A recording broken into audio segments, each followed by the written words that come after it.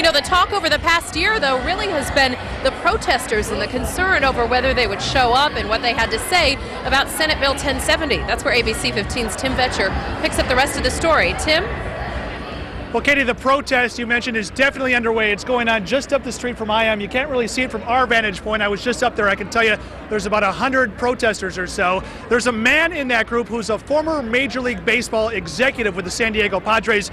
He's been very critical of baseball's handling of Senate Bill 1070 and one player in particular.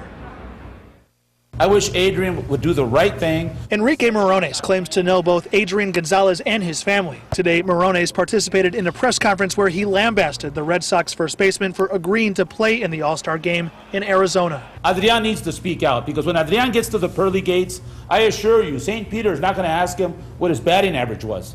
He's going to ask him, did you help your fellow man?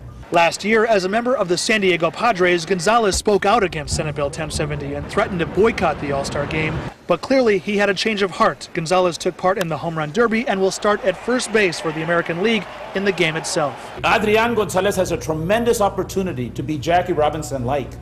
He's got to do something tonight. He's got to speak out against this. Morones went on to criticize Major League Baseball for holding the game in Arizona in the first place. He and others protested outside of Chase Field in opposition to SB 1070 prior to the game. They hope players and those in the front office will join them. They moved the Super Bowl out of Arizona. They should have done the same thing with the All-Star game.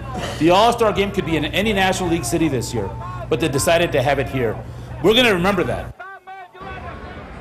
Now, we absolutely wanted to get the other side of this story, so we reached out to Major League Baseball, the Arizona Diamondbacks, and the Boston Red Sox, Adrian Gonzalez's current team. Katie, unfortunately, we did not hear back from any of the three.